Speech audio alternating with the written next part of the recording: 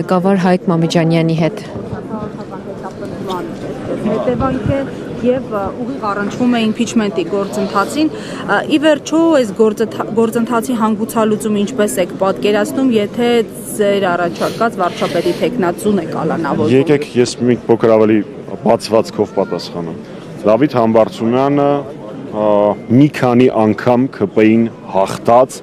երբևէ կռվից ԿՊ-ի տարբեր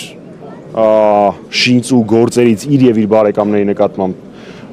կարված չվախեցած մարդ է։ Վստահ եմ, որ սա նույնպես թե իր թիմի, թե բոլորիս համար որևէ խոչընդոտ չի հանդիսանա, սա մեկ։ Երկրորդ, գործի մասով այլ գործող անձինք չկան, բայց կա կազմակերպիչ, այդ ոնց է ստացվում, ոչ մեկ չգիտի։ Երբեք նման դեպքում խափանման միջոց չի փոխվում։ Այսինքն մարդը բողոքարկում է եւ այլն, սպասում է ազատության մեջ։ Այս պարագայում դա էլ խախտվեց։ Էլ չեմ ասում, որ եթե 3 ամիս պակաս լիներ վճիռը, ապա ինքը ընկնում էր համաներման տակ, ուշադրություն համաներումը չի նշանակում մեղքը ընդունել։ Հիմա այստեղ արդեն կասկած չի կարող լինել, որ սա քաղաքական հետապնդում է։ Ես վարկյան անգամ կասկած չունեմ Դավիթի տոկունության վրա, դա ապացուցվում է այն փաստով, որ ինքը աշխատանքային այցից վերադառնում է Հայաստան, դա ցույց է տալիս իր կերպարը, իր տեսակը։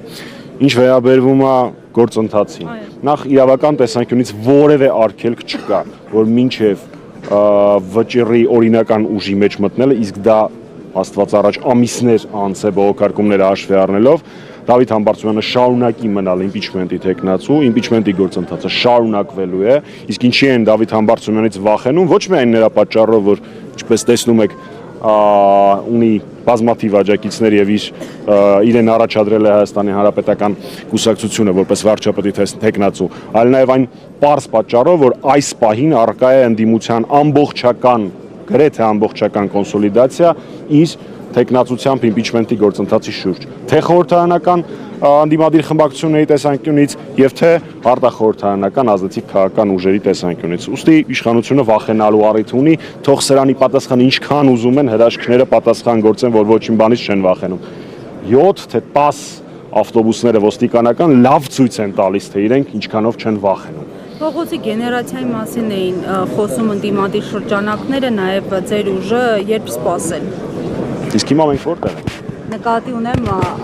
Ես հասկանում եմ ձեր հարցը։ Ես ձեր հարցը հասկանում եմ, բայց ամեն դեպքում շուրջներս նայենք եւ հասկանանք, որ իշխանությունները լավ կանեն, ճիշտ կանեն, որ վախենան փողոցային պայքարից, այստեղ հավաքված մարդկանց քանակը, ովքեր պարոն Համբարձումյանի եւ ընդդիմադիր հայացքներ ունեցող մեր քաղաքացիների փոքր հատվածն են կազմում, դրա լավագույնը։ Ես եմ շնորհակալ։